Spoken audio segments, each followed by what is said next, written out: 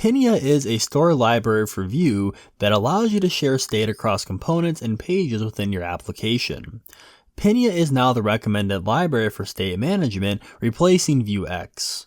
In this video, we'll cover why you should use Pinia, we'll compare Pinia to VueX, and then we'll set up Pinia inside of a Vue 3 application. If you're familiar with the Composition API, you might be aware you can already share global state by exporting a reactive state object. So you might be wondering, why would you use Pinia if you can create a full store using only the Composition API? And there are actually many benefits to using Pinia, which include being extremely lightweight and extensible, DevTools support to track the actions and mutations of state, and also where stores are used inside of components. There is hot module replacement, allowing for modification to stores and state without reloading the page, and there is also proper TypeScript support. There is also a few other features that you can explore on the Pinia docs.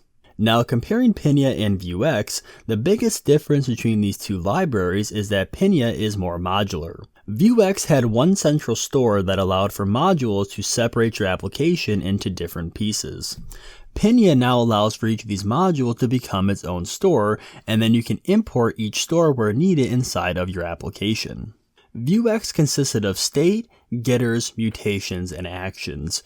Pinia consists of all of these but no longer requires mutations, which is how you updated state inside of VueX. In Pinia, you can update state by directly mutating it within the component it's being defined in or within an action inside of the store. Alright, now that we have some background on Pinia, let's jump into creating our first store. Inside of VS Code, I have a new Vue 3 project created. There are two different ways that we can install Pinia, either when we create the Vue project through the CLI or using the command npm I Pinia to install it manually. We're going to be installing this manually to our current Vue 3 project. So within VS Code, let's open up the integrated terminal and run the command npm I Pinia. With that now installed, let's head to the main.js file. First, let's import the createPinia method from Pinia, then create a new variable for a Pinia instance. We will set this equal to the createPinia method that we just imported. Lastly, we'll just want to execute the app.use method and pass in the Pinia variable. Next, we'll want to create a new folder called store inside of our source directory to organize and hold all of the stores. Inside of this folder, let's create a new file called counter.js. This will act as our very first store for our state management. Inside of this file, let's create a new store. To create a store using Pinia, we use the defineStore method. This method is going to accept two arguments. The first is going to be a unique name. The second is either a setup function or an options argument. With Pinia, we have two different types of syntaxes we can use to create stores, an options and then a setup store. An options store looks very similar to a VueX store, consisting of state, getters, and then actions. State can be thought of as the data, getters as your computer properties, and then actions as your methods. A setup store is similar to the setup function we use inside of our components with the Composition API. The refs will become the state, your computer properties become getters, and then the functions you define become the actions. Setup stores allow for more flexibility over option stores, so you might be wondering, which syntax should you choose? As with Vue 3's Composition API and options, go with what you're most comfortable with. I personally like the feel of the setup store, so that is what we're going to be using. For this introduction to Pinia, we're going to be creating a counter app which will highlight many of Pinia's functionalities.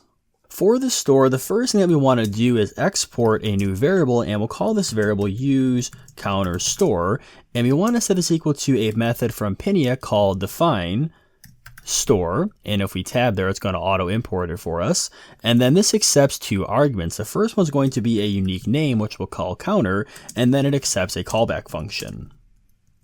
Inside of this function, let's start by creating a new value of state. And to create a new value of state using the setup method is going to be the same as if we were creating a variable inside of a component that is using the Composition API. So we just want to say const here for a new variable, and we'll call this variable count, and then we'll set equal to a ref because we want this to be reactive, and we'll hit tab here to import this, and then we'll set the initial value to 0. Now to use this, we also want to return it. Now let's navigate into the views folder, and we want to go to our home.view.view file, which is where we're going to import the store. So what we want to do is inside of our script, we're going to create a new variable, and I'm going to call this store, but you can call this anything you want. And we want to set equal to the variable that we exported called use counter store. And if we hit tab there, it's going to automatically import that for us here. And then if we save this and we navigate to our browser here and we go to inspect, and then we can select on the view dev tools here. And then if we select on the home view and we scroll down, as you can see, we now have our store imported into this file. Now using this variable of store, we'll be able to get access to the state, the getters, and the actions that we define inside of our counter store. So let's begin by displaying our variable here of count inside of this file. So to do this inside of our main tag, we just want to create an h1, and then we'll use must-hash syntax, and we'll reference our store, and we want to get the variable of count. And if we save this here, as you can see, we now see this variable of count being displayed inside of the browser. Now, if you plan on using this value of state multiple times inside of a component and you don't want to keep explicitly defining store.count, you can actually destructure a piece of state from your store using a built-in method from Pinia called store_to_refs. And what this does is allows you to destructure your state from your store and make sure it keeps its reactivity. So beneath our store, we can say const and then destructure here, and we can get our count variable or our count state, and we can set this equal to a method from Pinia called store_to_refs, and then inside of here we want to pass in our store. So now if we just remove store from our h1 here and we just say count, we can still see that we're going to have our variable here of count being displayed. With this value of state, we may want to increase or decrease this value. With Pinia, we can actually update state directly within the component itself or within the actions of our store. For example, I added this div, and inside of this div we have two buttons, which you can see here inside of the browser. One's going to be for increasing this number and the other is going to be for decreasing it. So if we add a click event here on this button and we say count ++ to increase it by 1, and we do the same thing for the button below it, but instead of increasing it by 1, we just want to decrease it by 1. So if we save this and if we go to our browser and we click on the plus here, as you can see, it's going to increase by 1 each time. And now if we want to decrease it, we can click on the minus here and it's going to decrease it by 1. Now, if you don't want to mutate state directly inside of a component, we can also do it within the actions of our store. So for example, if we create a couple functions here, so the first one we'll call increase number, and then we'll set this equal to a new arrow function. And then what we want to do is we'll say count.value and we'll say ++, and then we'll do the same thing here. We'll just copy this down and then we'll say decrease number here instead. And then we'll say count.value and we'll do -. And to use these inside of our component here or outside of the store, we want to return them as well. So we'll say increase number and then also decrease number. Now back here inside of our home view component, to access these functions, we can actually destructure them very similar to how we did with our state, except we don't need to use this method store_to_refs because our functions don't need to retain reactivity. So we can create a new variable here called const, and we'll use our destructure, and I'll set equal to store here so we can get our intelligent suggestions, and we want to get the function of increase number and also decrease number. And then inside of our two buttons here, instead of saying count ++, we'll just say increase number, and then we'll get rid of count -, and we'll say decrease number. Now if we save this and refresh, and if we click on the plus button here, as you can see, it's going to increment still by 1, and if we click on minus here, it's also going to decrease by 1. So we've seen how to mutate state inside of a component and also how to do it within our store inside of an action. So you might be wondering, what method should you choose? In my opinion, it's going to be a personal preference. However, I would suggest that you stick to one option and not alternate back and forth within a project. So far, we've seen how to work with state and also actions. Let's take a look at working with getters. Perhaps we want to take our value of count and then we want to double it. This is going to be a perfect use case for a computed property, which is what a getter is. So beneath our variable of count, let's create a new variable and we'll call this count doubled, and we'll set this equal to a new computed property, and we want to have a callback in here, And then what we want to do is we're going to return and we're going to get our count variable and we'll get the value and we're going to multiply this by 2. Now to use this inside of our component or outside of the store, again, we just want to make sure that we return it here inside of this return statement. So we'll say count doubled like this. Now back here inside of the home view component, I did add some markup for displaying our count doubled.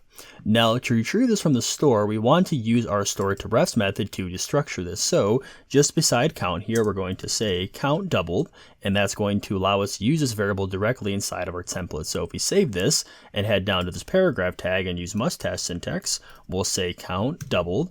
And if we do a refresh here, as you can see, we now see zeros, but if we increment this up to 1, as you can see, the value of the count doubled is going to be 2, and if we make this 2, it'll be 4, and so on. The last thing that we're going to look at is how to perform two-way binding with Pinia. So let's allow for this count variable to be directly updated via an input. Now, as I mentioned earlier with Pinia, state can be directly mutated within the component it's being used in. So beneath this div for outputting our count doubled, let's create a new horizontal rule, and then beneath this we'll create a new input, and we'll have it be the type of number. Now what we want to do is we're going to use a vModel directive on here to sync this state of count up to this input. So we can just say count here, and if we save this, as you can see, the value of count is now going to be shown here inside of this input. But if we come into this input and we change to something like 20, as you can see, it's going to update it here, and it's also going to double it via our getter. Pinia provides much needed relief from VueX, which made two-way binding quite tedious. With VueX, you had to define a computer property for each input you wanted, with a getter to obtain the state, and then a setter with a mutation to update that state. Pinia now makes this a breeze with the ability to directly mutate state within the component. With the store fully set up, our state will be accessible across the entire Vue project. If we wanted to display the current value of count inside of another page, we can. Let's navigate to about.vue and import the store and also destructure the count state. Then inside of the template, let's display count. Now back in the home route, let's increment the count value, and then if we navigate to the about route, as you can see, we're going to be able to see the current value of state, which we've seen inside of our home route. When using local data inside of a component, normally when leaving the route, that local data would be reset. When we use Pinia, our state won't be reset and it can be used throughout the entire application. Alright, that's going to wrap it up for this introduction to Pinia. If you did enjoy the video, be sure to leave a like on it down below, as this really helps out the channel. Thanks for watching, I'll see you in the next one. Take care.